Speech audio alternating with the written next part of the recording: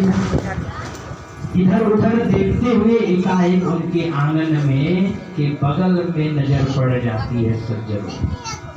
वह देखते हैं क्या कि एक झाड़ू वहां रखा गया है, उस झाड़ू को बछड़ा चबा रहा है सज्जनों। अब वो बोल नहीं पा रहे हैं सज्जनों, उनकी आवाज निकल नहीं पा रही है। तब तक छोटा बालक वहां आया, उनका छोटा बालक, वह सोच रहा है कि भगवान के नाम का जप पिताजी कर रहे, वह वहां से चला जाता है। तब तक बड़ा बेटा आता है, वह देखता है पिताजी कुछ कहना चाहते हैं, लगता है कहीं माल मोटरी रखे हुए हैं, हमको लगता है बताना चाहते हैं। वह इस दिशा में पड़ जाता है। बड़ा वाला भाई जाकर के छोटा वाले भाई से बताता है कि भाई पिताजी लगता है कुछ पैसा रखे हुए हैं दबा करके, वह हम लोगों से बताना चाहते हैं। तो कहता है बड़ा वाला बेटा कि चलो डॉक्टर को बुला लाते हैं। बड़ा वाला बेटा जाता है, डॉक्टर को बुला करके लाता है। डॉक्टर आते हैं, बोलते हैं कि आपके पिताजी तो मरणासन अवस्था में पड़े हुए हैं। तो बड़ा बेटा कहता है यह कुछ कहना चाहते हैं डॉक्टर साहब, आप इन्हें चाहे जैसे बुलवाने का प्रयास करें। डॉक्टर साहब कहते हैं इनको एक सुई लगेगा 2000 की, आप 2002 में सुई लगा देता हूँ। बड़ा बेटा सोचता है 2000 की लगा दे, कोई माल मोटरी देंगे। भाई जो गड़ा है, हमको लगता है गड़ा हुआ माल को बताने के लिए पिताजी घबरा रहे हैं। डॉक्टर साहब से बड़ा वाला बेटा कह देता है कि आप लगा दीजिए। डॉक्टर साहब सुई लगा करके 2000 रुपये लेकर के गोविंद आए नमो नमः चल देते हैं। कुछ समय बीतता है सज्जनों, पिताजी के अंदर शक्ति आती है, बोलने की क्षमता बढ़ती है। तब छोटा बेटा कहता है पिताजी पिताजी आप क्या कहना चाहते हैं? तो बड़ा वाला बेटा भी कहता है हाँ पिताजी बताइए आप क्या करना चाहते हैं? तो पिताजी कहते हैं कि तुम सबों को दिखाई नहीं देता है, कब से वो बछड़ा झाड़ू खाए जा रहा है, कब से तुम लोगों को ध्यान नहीं पड़ रहा है। यही कहते हुए पिताजी भी गोविंदाए नमो नमः। कहने का तात्पर्य सज्जनों, इस शरीर इस काया का कोई भरोसा नहीं है। आप निरंतर परमात्मा के एक, मैंने प्रथम दिवस ही बताया था, एक घड़ी आधी घड़ी आधी में तुलसी आप आधी घड़ी ही भजन करिए सज्जनों, इस शरीर का कोई भरोसा नहीं है। नहीं तो उस सेठ जी जैसा हाल होगा, वह झाड़ू और बैल के चक्कर में उसी योनि में जाना पड़ेगा। क्योंकि लिखा गया है जो अंत समय में जो चिंतन आता है आपको उसी योनि में जाना पड़ता है, यह निश्चित है सज्जनों। इसलिए आप भगवान के नाम का संकीर्तन करिए, अच्छा संगत करिए, जिससे आपको अच्छी सदगति प्राप्त हो। क्योंकि जाना तय है सज्जनों, जो आया है उसको जाना तय है, इसमें कोई दो राय नहीं। जो आए हैं उनको जाना है। अच्छे अच्छे कर्म करिए, अपने बड़ों पर भरोसा करिए। और आज हमारे मुख्य यजमान जी पुरोहित जी के ऊपर सब जी उस समय भी ध्यान आया कि आज हम अपने मुख्य यजमान जी को पुरोहित जी पर भी दृष्टांत सुनाएंगे। क्योंकि श्रीमद् भागवत अज्ञात दृष्टांतों से पड़ा हुआ है सज्जनों। आप इस समुद्र में जितना गोता लगाएंगे आप लगाते लगाते थक जाएंगे, लेकिन इसका पार आप नहीं पा जाएंगे। एक बार की बात है, एक नगर में एक राजा, वह राजा अति वैभवशाली थे। वह भगवान के प्रति अति भाव रखते थे, अति श्रद्धा रखते थे। भगवान का हर वर्ष प्रति वर्ष मूर्ति बनवाया करते थे। वहाँ एक एक पुरोहित रखा करते थे जो अपने गृह का पुरोहित थे।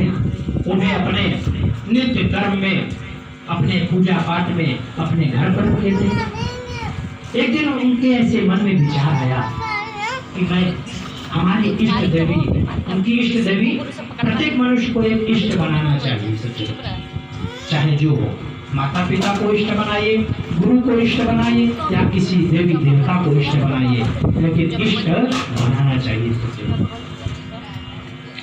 वह अपने पुरोहित जी से कहें कि हमारी बड़ी इच्छा है कि हमारी इष्ट देवता, हमारी माँ, हमारी गंगा मैया, ये हमारी इष्ट देवी है।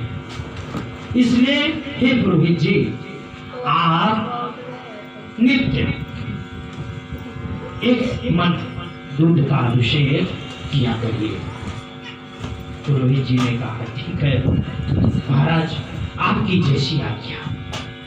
पुरोहित जी वहां से राजा के महल से चल देते हैं। नित्य प्रतिदिन 12 वर्ष तक लगातार एक मन दूध का अभिषेक करते हैं। एक दिन पुरोहित जी नित्य क्रिया से उठ करके गंगा जी तरफ निकलते हैं दूध लेकर के। तब तक उधर से 50-60 ब्राह्मणों की टोली पुरोहित जी के घर की तरफ आती दिखाई पड़ती है। पुरोहित जी रुक जाते हैं कि लगता है आज हमारे यहाँ ब्राह्मणों का निवास स्थान होने वाला है। पंडित जी, पुरोहित जी बड़े चिंतित होते हैं कि अगर हमारे द्वार पर ब्राह्मण आए और बिना खाए पिए, बिना जलपान किए चले जाएं तो फिर क्या होगा। पंडित जी बड़े चिंतित होते हैं कि हे नारायण, आज मेरी लाज आप ही को बचाना है। पंडित जी यही सोच करके दूध को घर में रख देते हैं।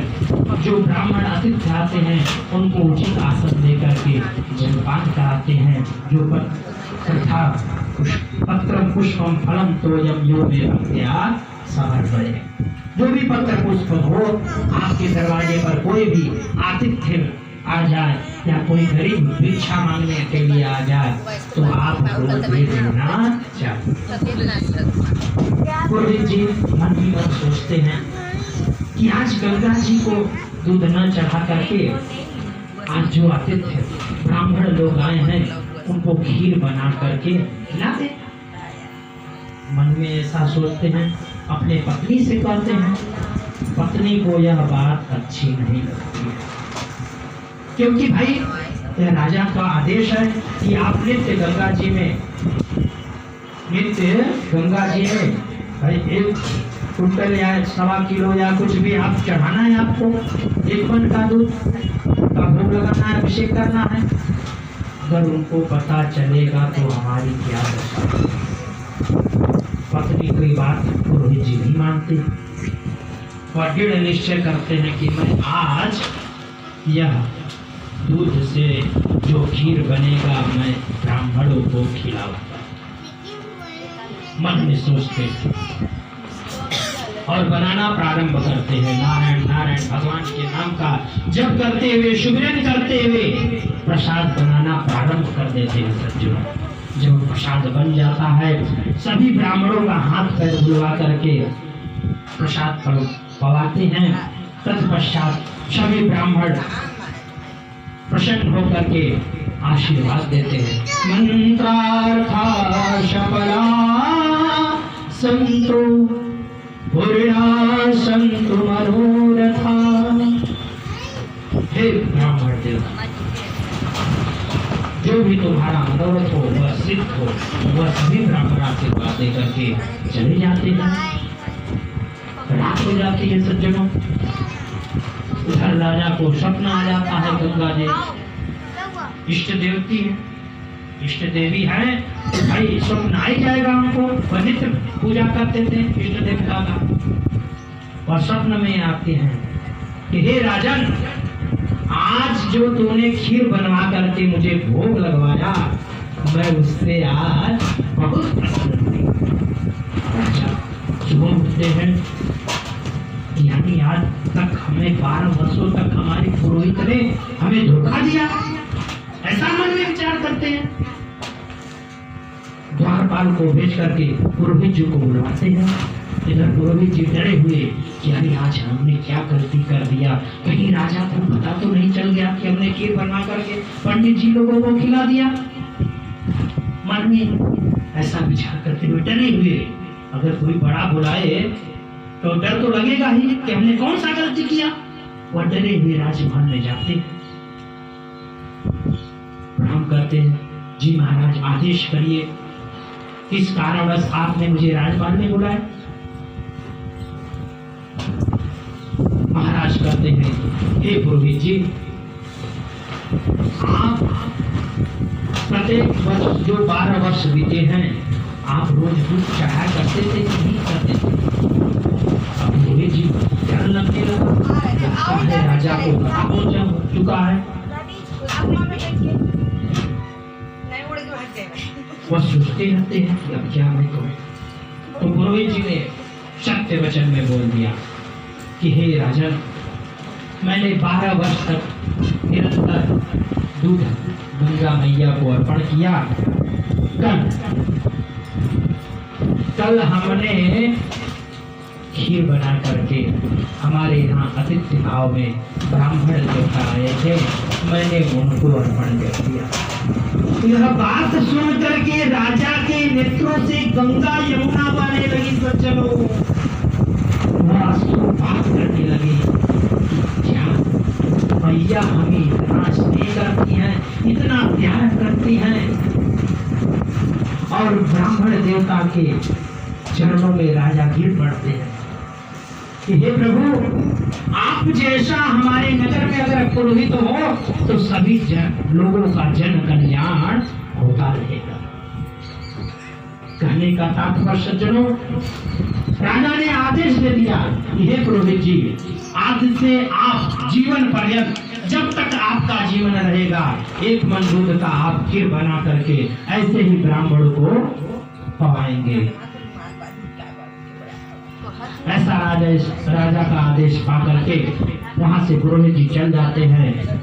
कुछ वर्षों तक लगातार ऐसे ही सेवा करते हुए राजा का संतति होता है, और धन पाठ इत्यादि में मगन होकर के भगवान का नित्य सेवा करते हुए परम वैकुंठ को प्राप्त हो जाते।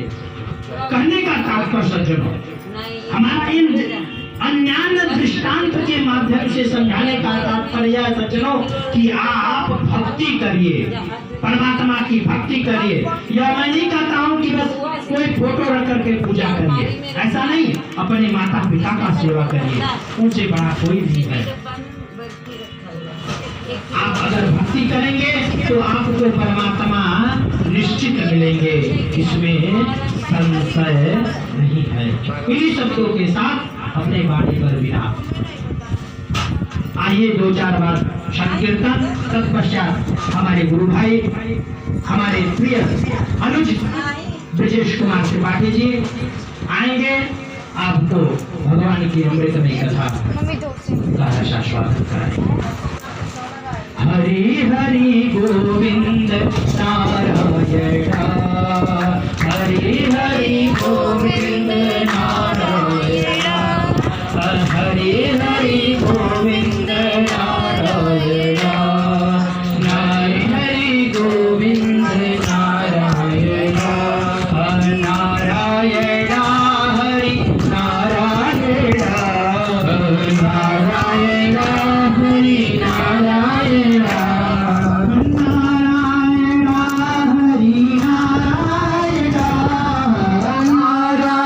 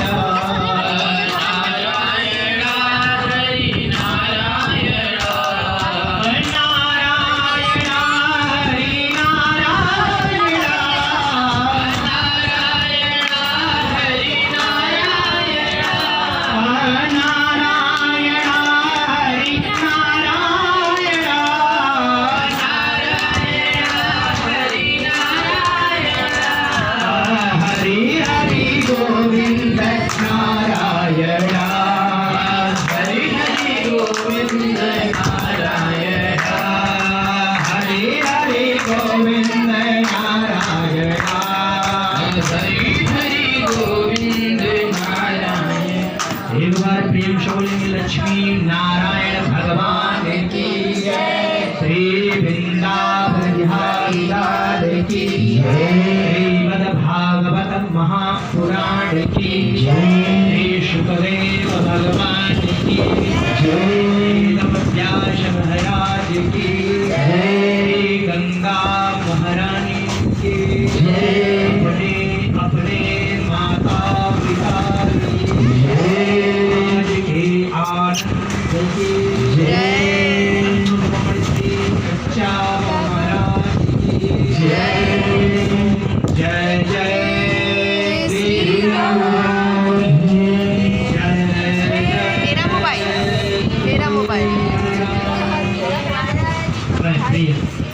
छोटे भाई सुरेश कुमार त्रिपाठी जी से आग्रह निवेदन करूंगा कि आकर के मंचासीन होकर के भगवान की अमृत भई कथा का करवाएं। जय जय श्री राम।